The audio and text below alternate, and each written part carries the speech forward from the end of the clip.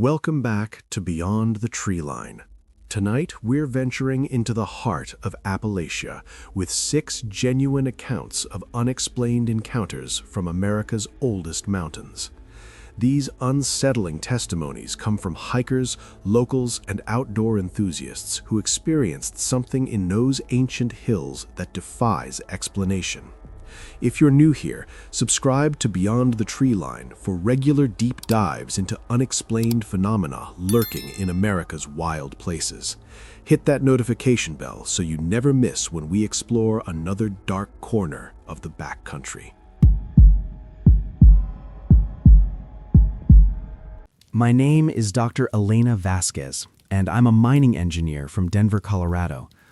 What I uncovered beneath the Appalachian Mountains 3 years ago still makes me question everything I thought I knew about government oversight and human decency. I was hired by Black Ridge Resources to conduct feasibility studies on defunct mining operations throughout eastern Kentucky. The company was looking to revitalize coal extraction in regions that had been economically devastated since the mines closed in the 1980s. My specialty was assessing tunnel stability and evaluating whether old infrastructure could support modern equipment. The assignment seemed straightforward enough. I'd spend 6 weeks surveying 23 abandoned sites, compiling reports on structural integrity, water infiltration, and potential hazards. I'd done similar work in Wyoming and Montana without incident. Site 17 was different from the start. The mine entrance sat at the end of a fire road that hadn't appeared on any of my maps. I only found it because a local surveyor mentioned it in passing, describing it as the old Hendricks operation up past Crooked Creek. When I asked why it wasn't in the company's database, he just shrugged and said some places got left off the books during the transition to digital records. The entrance had been recently maintained. The steel security gate showed fresh welding, and the lock was new enough that it still had the manufacturer's sticker. Someone had been accessing this mine regularly, which contradicted everything in the historical records. I documented the discrepancy in my field notes and proceeded with the survey. The lock yielded easily to my universal key, and I stepped inside with my equipment bag and backup power supply. The first anomaly was the lighting. Modern LED fixtures ran along the ceiling at regular intervals, professionally installed with proper conduit and junction boxes. This was recent work, probably within the last 5 years, yet no permits had been filed for electrical installation. I followed the main tunnel approximately 300 yards before encountering the first sealed door. It was industrial-grade steel with a keypad entry system and a card reader. This was not mining equipment. This was the kind of security you'd find at a research facility or military installation. My engineering curiosity overrode my common sense. I used my thermal camera to examine the door frame and discovered the lock mechanism generated a small heat signature, indicating it was powered and active. I also noticed ventilation ducting that ran through a gap above the door, suggesting active climate control in the spaces beyond.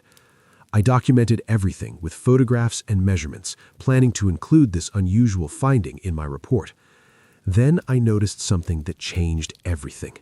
A maintenance schedule posted on a clipboard hanging beside the door. It listed daily inspections, weekly systems checks, and monthly deep cleaning protocols. The most recent entry was dated 2 days ago.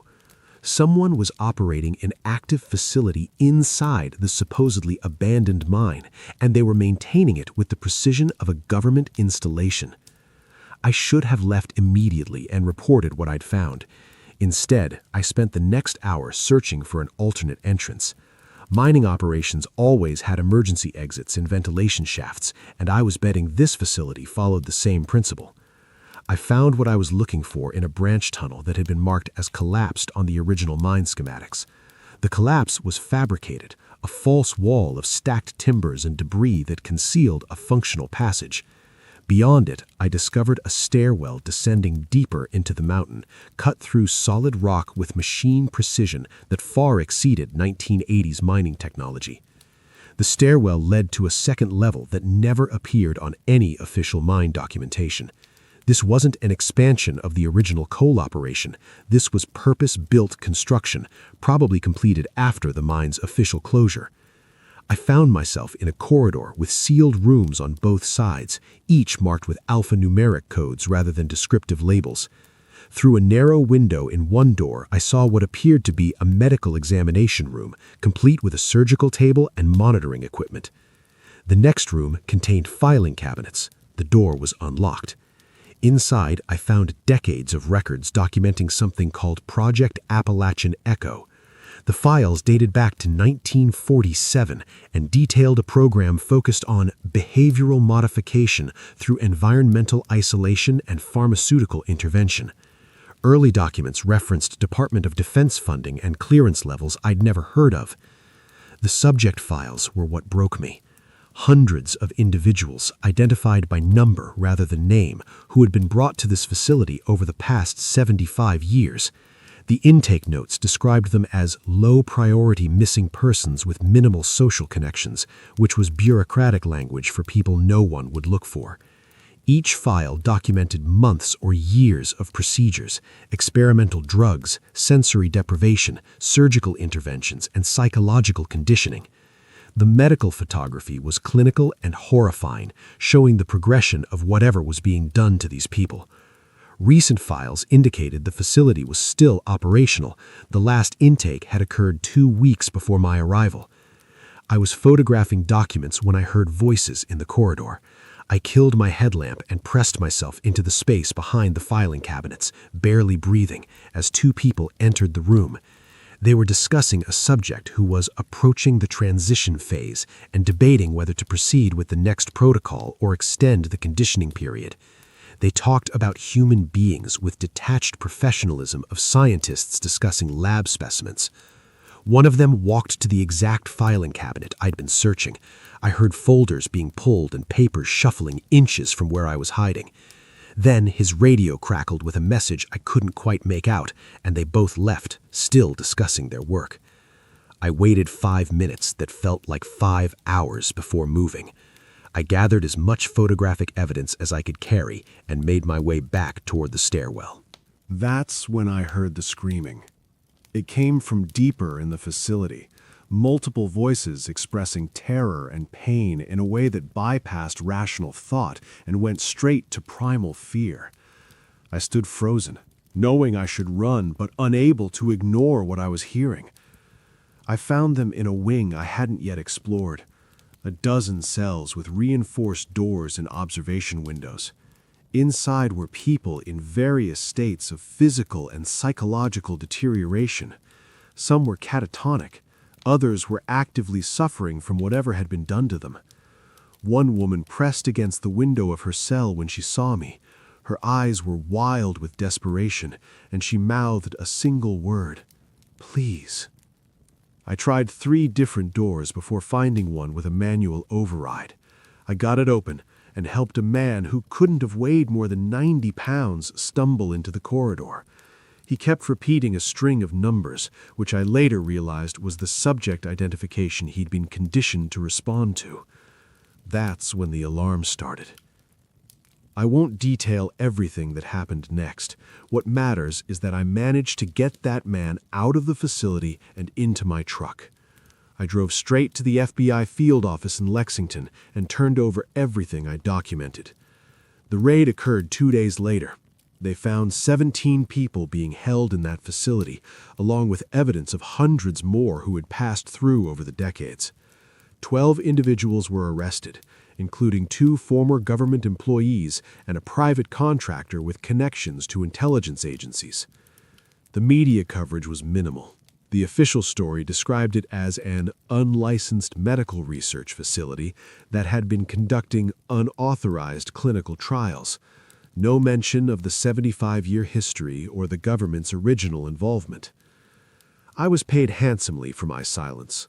My contract with Black Ridge Resources was terminated with a generous settlement and a non-disclosure agreement that prevents me from discussing specific details of what I found. But I can tell you this: Project Appalachian Echo was not an isolated incident. There are other facilities, other programs still operating in the deep places beneath those ancient mountains, and they're still taking people who won't be missed. I'm Catherine Reeves, a folklorist from Charleston, South Carolina. My academic career has been dedicated to documenting the musical traditions of the American South, particularly the ballads and folk songs that have been passed down through generations in isolated Appalachian communities. 2 years ago, I inherited property in Southwest Virginia from a distant cousin I'd met only once at a family reunion. The inheritance included a small farmhouse and 40 acres in a hollow called Singing Creek, named for the musical quality of the water flowing over the rocky stream bed. My cousin's attorney explained that the property had been in our family since the 1790s, but had been vacant for nearly 30 years. My cousin, who had lived in Richmond for most of her adult life, had maintained the property taxes, but had never visited or explained why she'd kept paying for land she never used. The attorney handed me a sealed envelope along with the property deed. Inside was a handwritten letter from my cousin, dated just weeks before her death from cancer. "Catherine," it read, "I'm leaving you this property because you're the only person in the family who might understand what I'm about to tell you. There is something in Singing Creek Hollow that our family has been protecting, or perhaps hiding from, for generations. I was supposed to explain this responsibility to you in person, but my illness has progressed too quickly. Whatever you do, do not stay at the farmhouse during the weeks when the serviceberry trees bloom. If you hear music coming from the forest during those weeks, do not investigate it, do not record it, and above all, do not follow it. Some melodies are not meant for human ears." As a folklorist, I was naturally intrigued rather than frightened. Mountain families are full of superstitions and local legends, and I assumed this was my cousin's way of adding mystique to the property. The serviceberry bloom warning was particularly interesting, as those trees have significant symbolism in Appalachian folklore. I decided to spend a month at the farmhouse during the summer, using it as a base while I interviewed elderly residents in the surrounding counties about traditional music and stories. The property was beautiful in a stark way, the old farmhouse perched on a hillside, with the hollow stretching out below and mountains rising on all sides. I arrived in late May, deliberately during the serviceberry bloom, determined to document whatever my cousin had been so concerned about. If there was a local legend or musical tradition associated with the property, it could be valuable material for my research. The first week was uneventful. I spent my days interviewing local musicians and my evenings transcribing recordings and organizing my notes. The farmhouse had no electricity, so I worked by lantern light and went to bed early, lulled to sleep by the sound of Singing Creek in the valley below. On the 8th night, I heard the music. It began just after midnight as a distant melody played on what sounded like a violin or fiddle.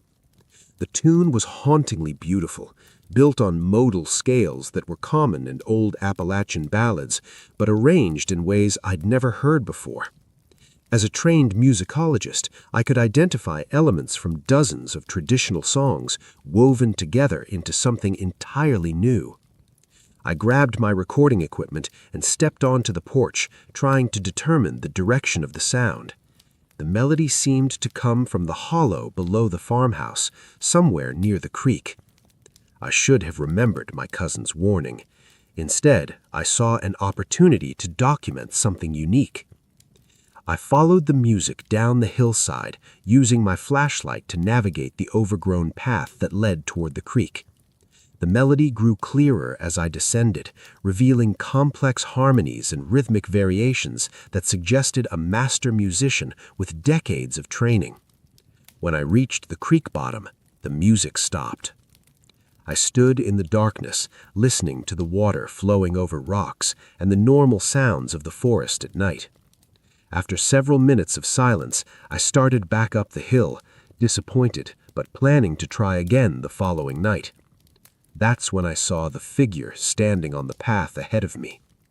He was tall and thin, dressed in clothing that looked like it belonged to another century, a long dark coat, high-collared shirt, and trousers that buttoned at the knee. He carried a violin tucked under one arm, the instrument gleaming with an unusual luster in my flashlight beam. "You're Catherine," he said, his voice soft but carrying clearly through the night air. "Sarah told me you might come." I asked who he was and how he knew my cousin. He smiled, but it was an expression that didn't reach his eyes. "I've known your family for longer than you can imagine. I knew your great-great-great-grandmother when she first came to this hollow as a bride. I knew her grandfather before that, and I'll know your grandchildren's grandchildren if they're foolish enough to return." He raised the violin to his shoulder and began to play. The melody was transcendent, more beautiful than anything I'd ever heard in 30 years of studying folk music.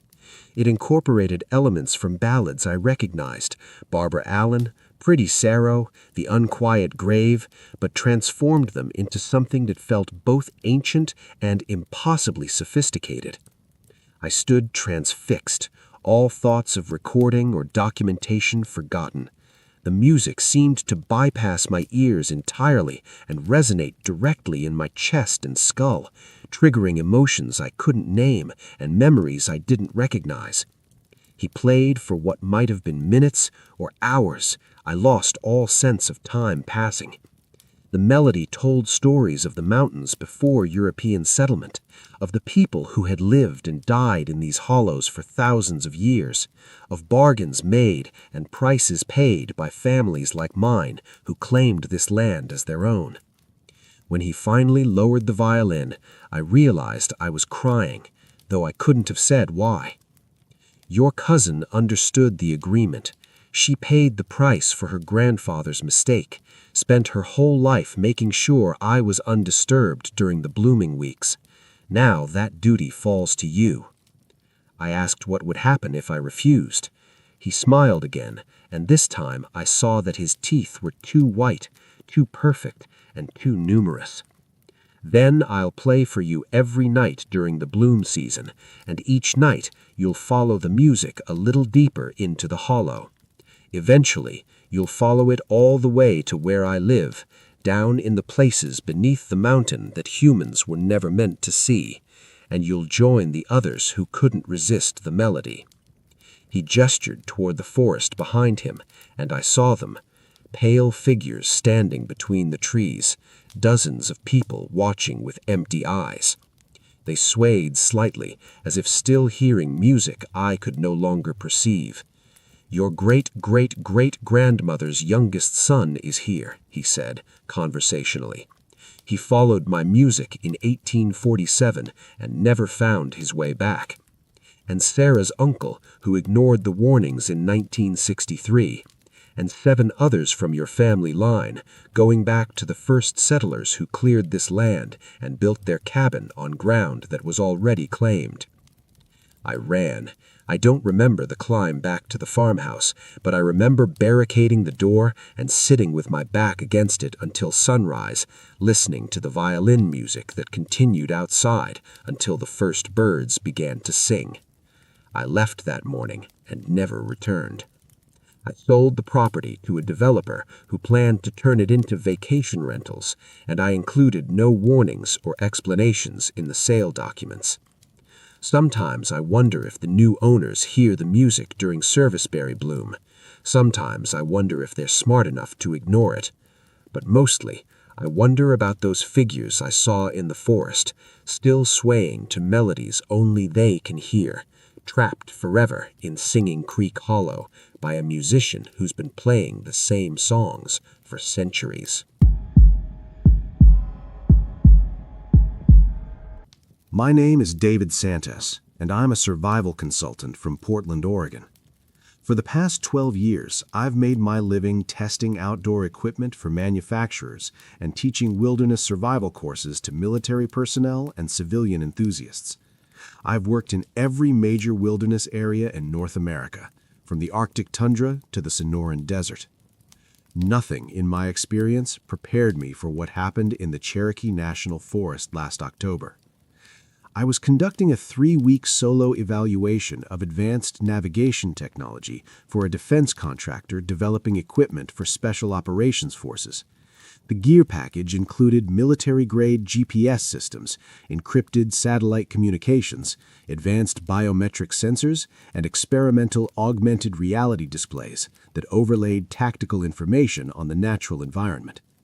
My assignment was to stress test this technology in genuine wilderness conditions, documenting performance metrics and identifying potential failure points.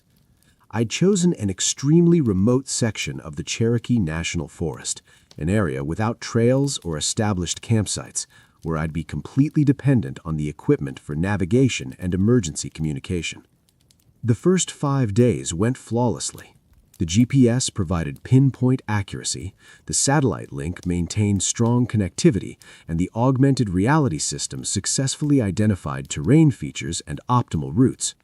I was honestly impressed by the technological sophistication of the equipment. On the 6th night, everything changed.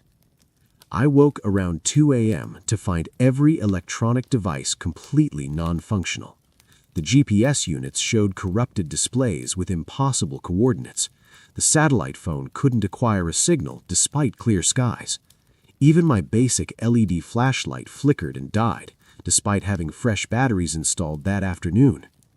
My first thought was electromagnetic interference from a solar event or atmospheric phenomenon. I retrieved my backup equipment from its Faraday cage, a shielded container that should protect electronics from electromagnetic pulses, but those devices were equally compromised. More disturbing was the failure of my mechanical instruments. My compass spun aimlessly, never settling on a consistent direction. My mechanical altimeter showed readings that varied by thousands of feet within seconds. My wind-up watch had stopped at exactly 2:17 a.m. I'd experienced equipment failures before, but never a simultaneous cascade across both electronic and mechanical systems. This wasn't a natural phenomenon. This was deliberate. As dawn broke, I noticed changes in my surroundings. The campsite was exactly where I'd established it, but the terrain beyond looked subtly different.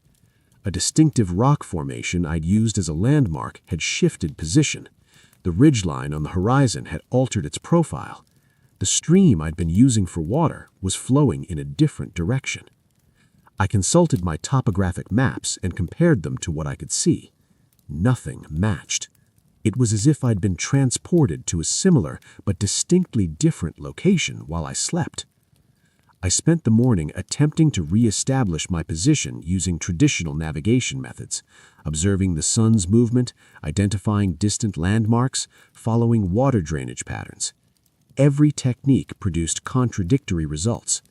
According to my calculations, I should be in 3 different locations simultaneously, separated by miles of mountainous terrain. That's when I realized I was being watched.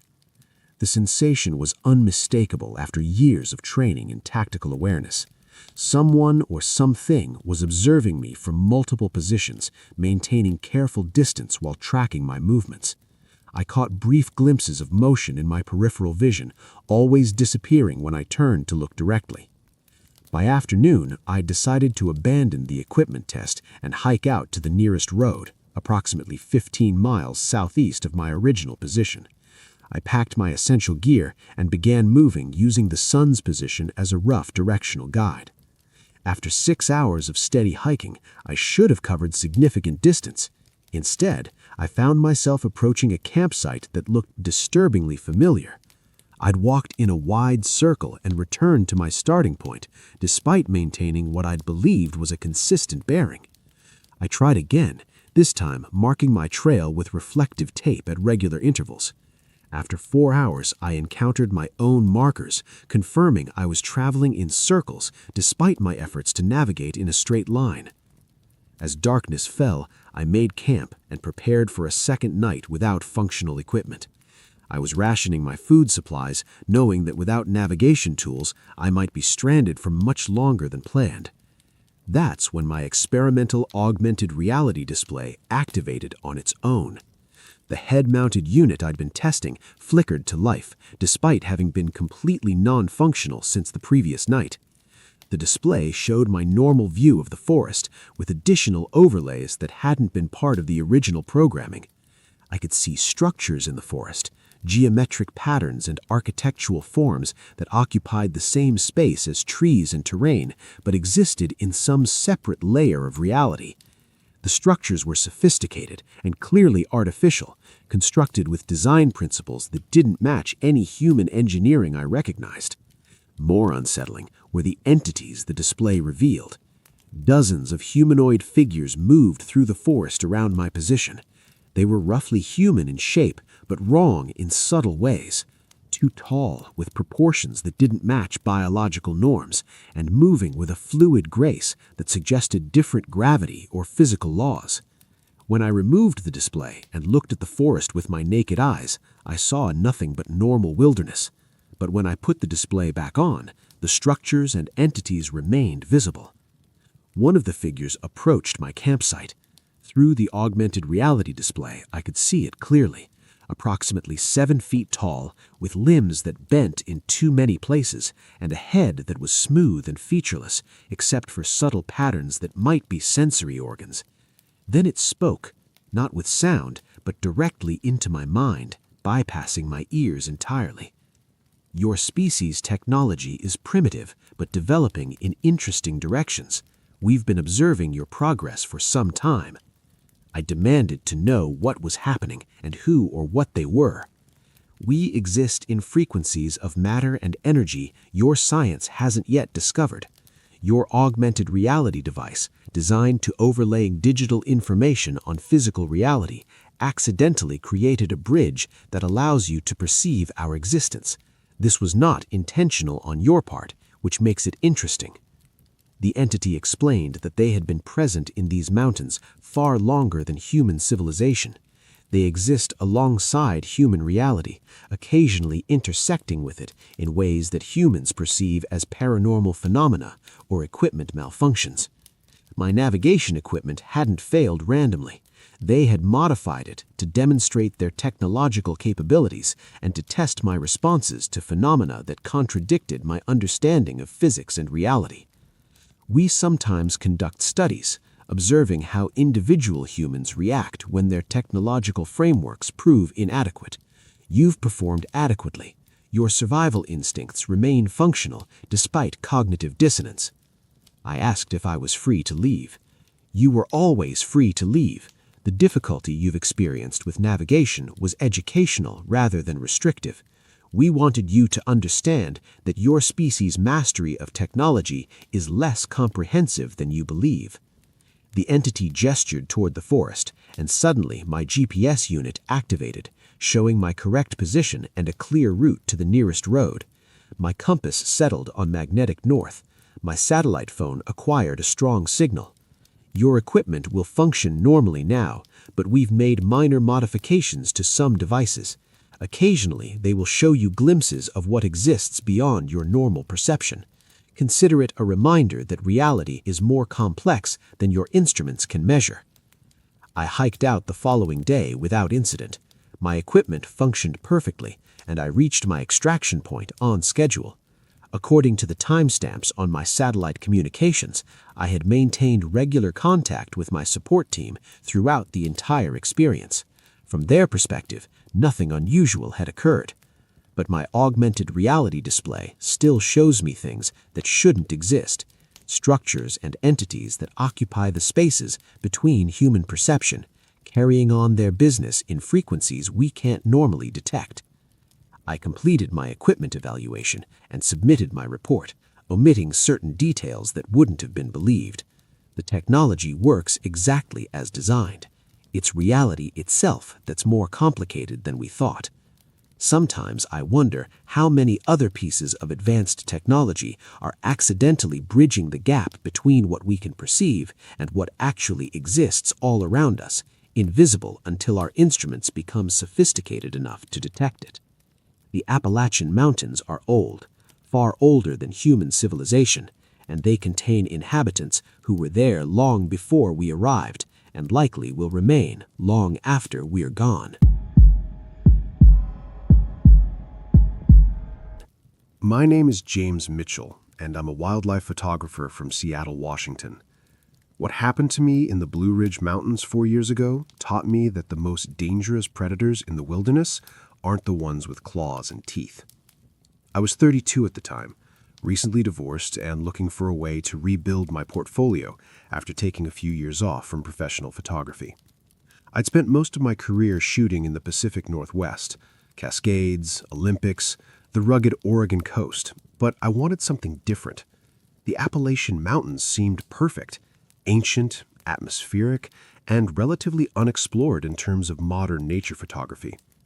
I planned a 10-day trek through Virginia and West Virginia, focusing on capturing the transition between spring and summer in the deciduous forests.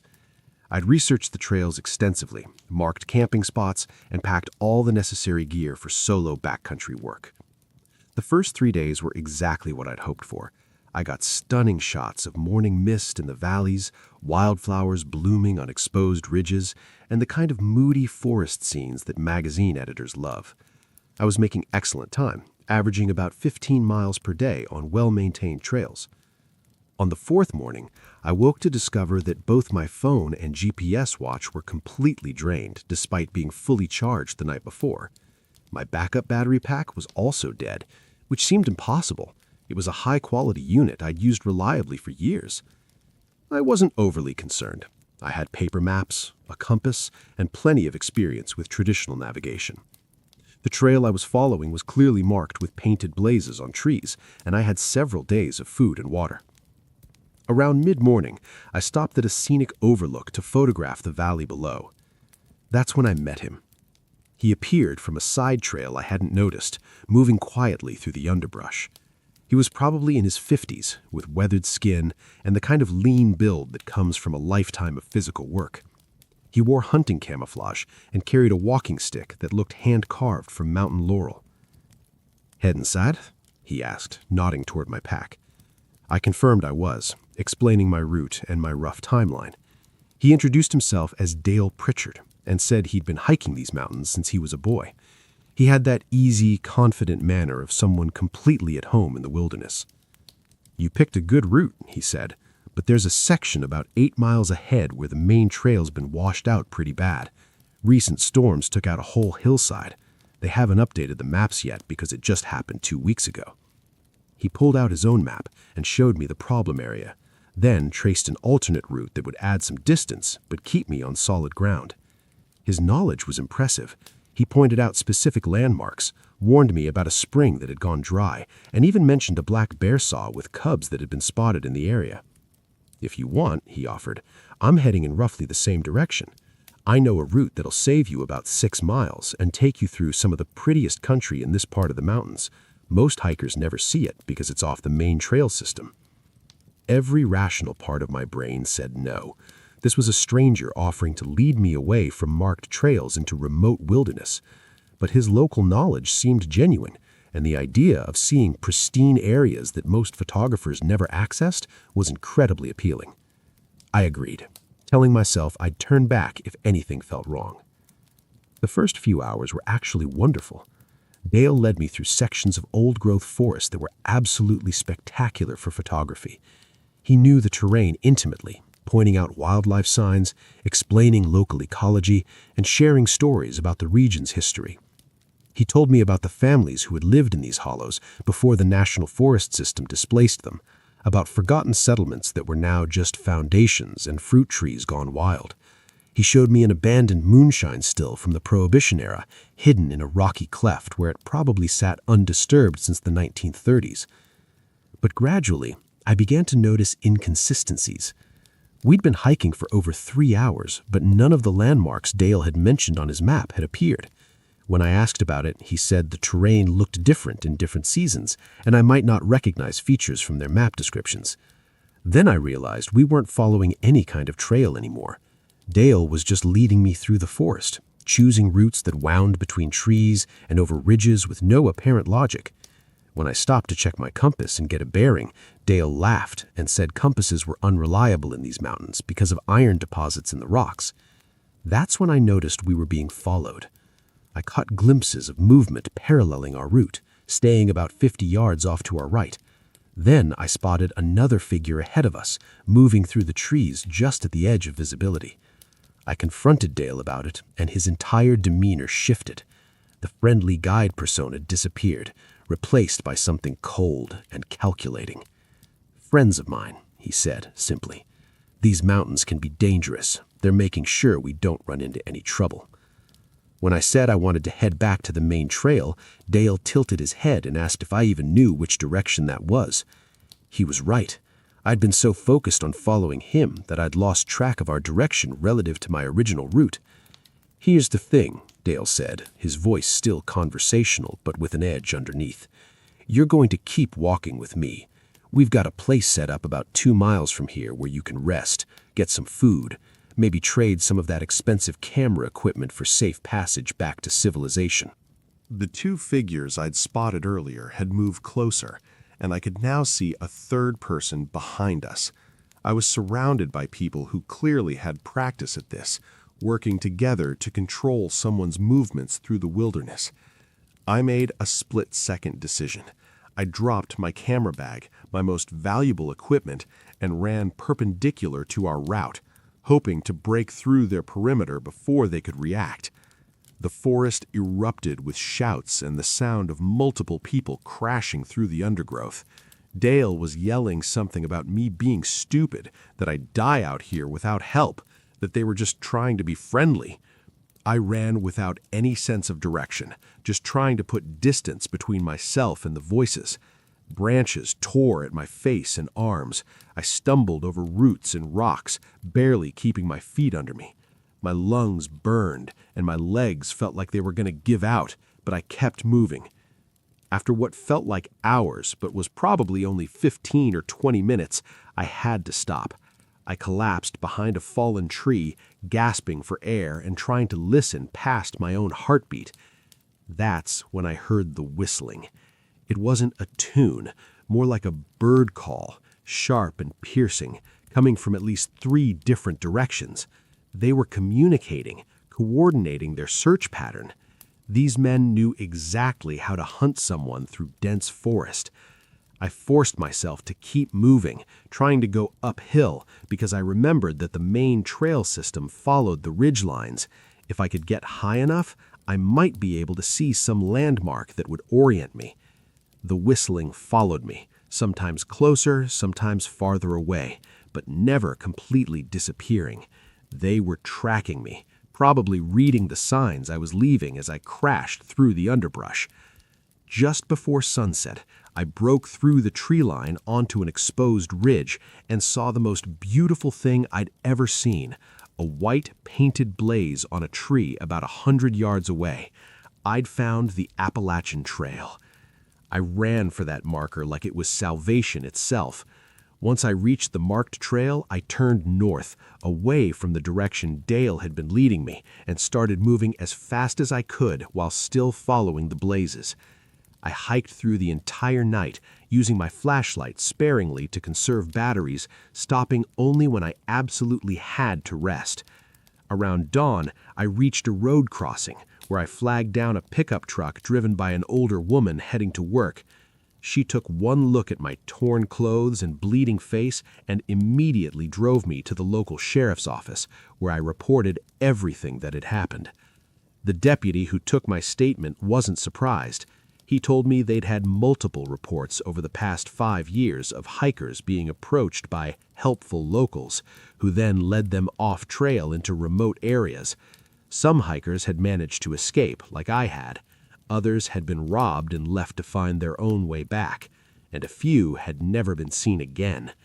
The deputy explained that these remote mountain areas are perfect for this kind of crime. Victims are isolated, often have valuable gear, and the vast wilderness makes it nearly impossible to track the perpetrators. Even when they identify suspects, getting enough evidence for prosecution is extremely difficult. I lost my camera bag with over $8,000 worth of equipment, but I consider myself lucky. The deputy showed me missing persons reports for 3 solo hikers who had disappeared in that same area over the past 2 years, all last seen after meeting friendly locals who offered to show them off-trail routes. I've never gone back to the Appalachian Mountains. These days, I stick to well-traveled areas with plenty of other people around, and I never, ever accept help from strangers who appear out of nowhere in the wilderness, no matter how genuine they seem. My name is Sarah Chen, and I'm a high school history teacher from Boston, Massachusetts. The property I inherited from my great-uncle last year came with a responsibility I never asked for, and a truth I wish I'd never learned. I barely knew my great-uncle Thomas. He was my grandmother's older brother, and he lived his entire life in the mountains of West Virginia, rarely leaving and never coming to family gatherings in the city. My grandmother always spoke of him with a mixture of affection and concern, saying Thomas had chosen a hard life in the mountains because of obligations the rest of the family didn't understand. When Thomas died at age 89, I was shocked to learn he'd left me everything: a remote cabin on 70 acres of mountain property, along with a small savings account and a locked metal box that his lawyer said could only be opened after I'd visited the property. The lawyer strongly suggested I sell the land without visiting it. He said Thomas had been very clear that the property required specific maintenance that most people wouldn't want to deal with, and that it would be better for everyone if I simply liquidated the asset and moved on. But I was curious. I'd just finished a difficult school year, and the idea of spending a few weeks in a remote mountain cabin sounded like exactly the kind of solitude I needed. I took the keys, the directions, and the locked metal box, and drove from Boston to West Virginia. The cabin was much more isolated than I'd expected. The drive from the nearest town took over an hour, the last 30 minutes on increasingly rough dirt roads that wound through dense forest. The property sat in a narrow valley between steep ridges, with a clear stream running through the bottom, and the cabin perched on a small plateau about halfway up the southern slope. The cabin itself was old but well-maintained. Thomas had clearly kept up with repairs over the years. There was a generator for electricity, a propane system for heating and cooking, and a good well for water. The interior was furnished simply but comfortably, with shelves full of books and a stone fireplace that dominated the main room. I spent the first day settling in and exploring the immediate area around the cabin. The valley was beautiful in a stark way, and I can understand why someone might choose this isolation over city life. That evening, I finally opened the locked metal box. Inside was a leather-bound journal, a detailed hand-drawn map of the property, and a letter addressed to me in my great-uncle's handwriting. "Sarah," the letter began, "I'm sorry to burden you with this, but you're the only family member left who might be capable of understanding and continuing what needs to be done. Our family has been the caretakers of this land for nearly 200 years, not by choice, but by necessity. What I'm about to tell you will sound like superstition or madness, but I promise you it's neither. It's simply a truth that most people are lucky enough never to encounter." The letter explained that something lived in the mountains around the cabin, something that had been there long before European settlers arrived. Thomas called it the Old Presence, and described it as a force or entity that existed in the deep places beneath the mountains, sustained by specific rituals that his family had been performing since the 1820s. According to the letter, Thomas's great-grandfather had made some kind of agreement with the Old Presence after accidentally discovering one of its feeding places during a hunting trip. The exact details of that original encounter were lost to time, but the result was clear. The family would maintain regular offerings at specific locations, and in return, the Old Presence would protect the family's land and ensure their prosperity. But the agreement came with strict rules. The offerings had to be made monthly during the warm seasons.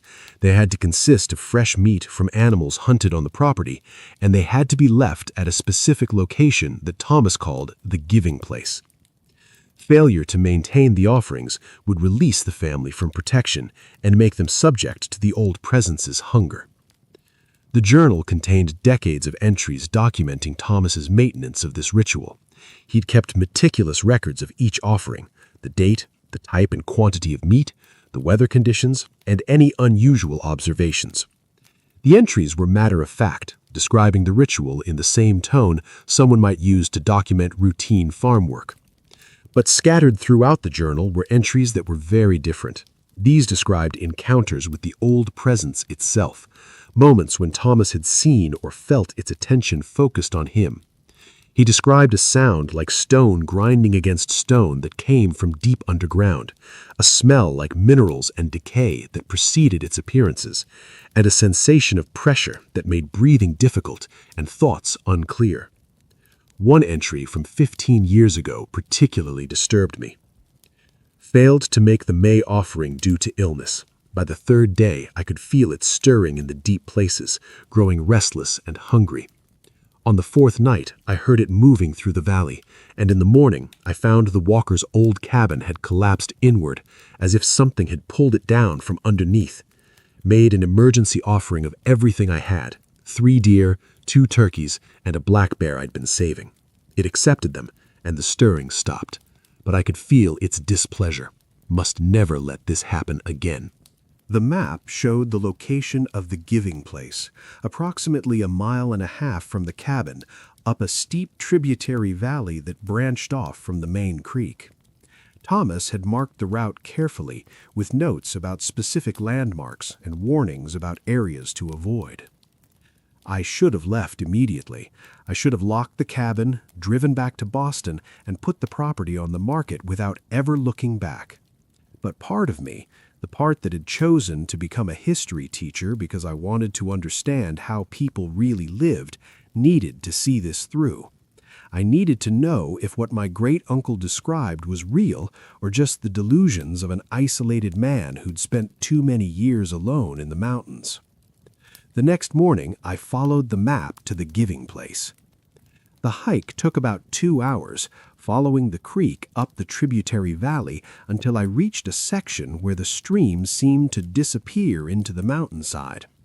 The water didn't flow over rocks like a normal stream. It literally sank into the ground, pouring into a crack in the bedrock that angled down into darkness. The giving place was a natural amphitheater of stone surrounding the point where the water disappeared. The rock walls were smooth and dark, and the air had a mineral smell that reminded me of deep caves. The entire area felt wrong in a way I couldn't quite articulate, not threatening exactly, but profoundly other, like I was standing in a space that operated by different rules than the normal world.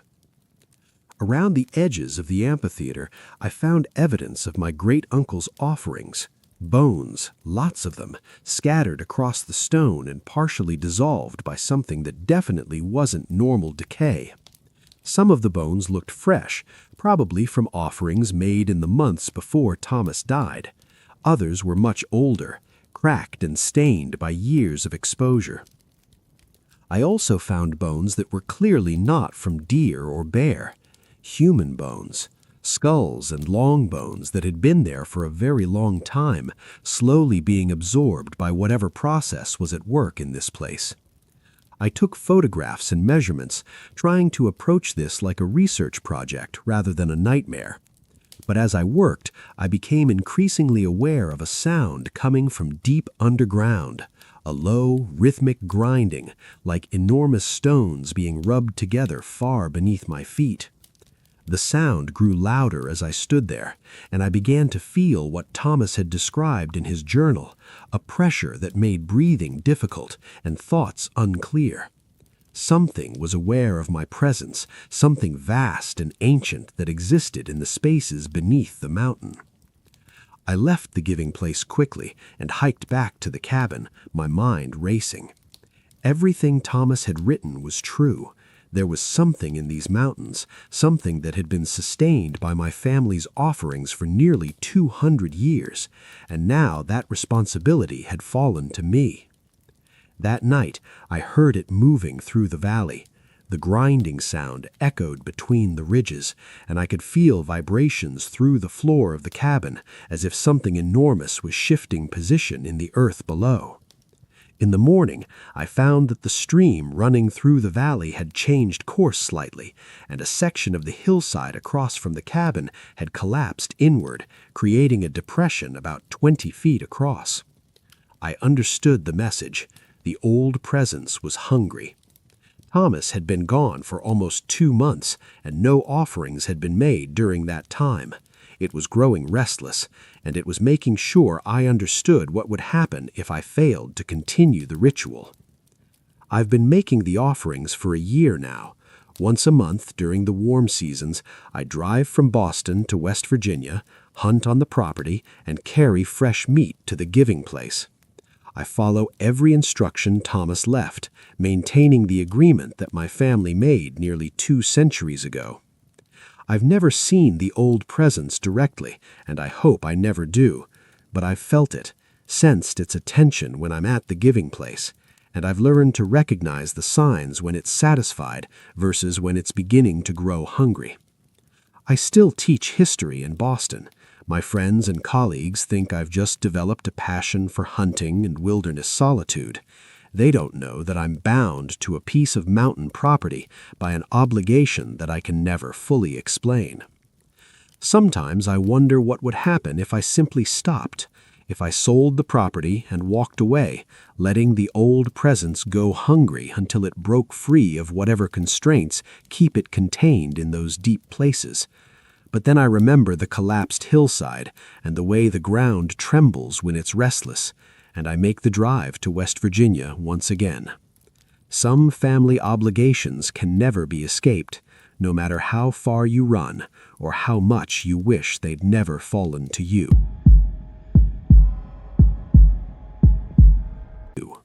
My name is Alex Foster, and I'm an investigative journalist from Chicago, Illinois. What I discovered while researching a story in rural Kentucky 3 years ago ended my career and nearly ended my life. I was 26 at the time, working for a small investigative news outlet that specialized in uncovering corruption and criminal enterprises in rural America. We'd had some success with stories about illegal gambling operations and unlicensed medical practices in isolated communities, and I was always looking for the next big expose.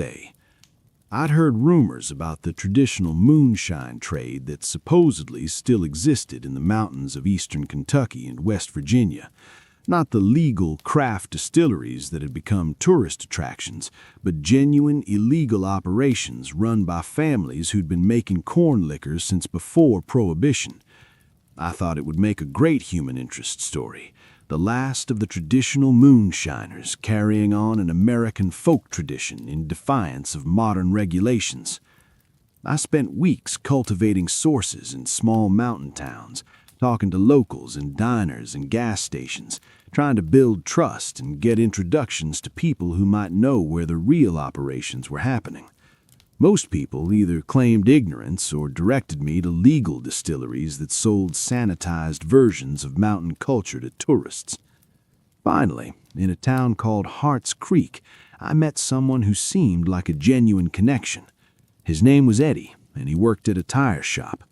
After several conversations over the course of a week, he told me he knew someone who still made the real stuff, using methods that hadn't changed in 100 years.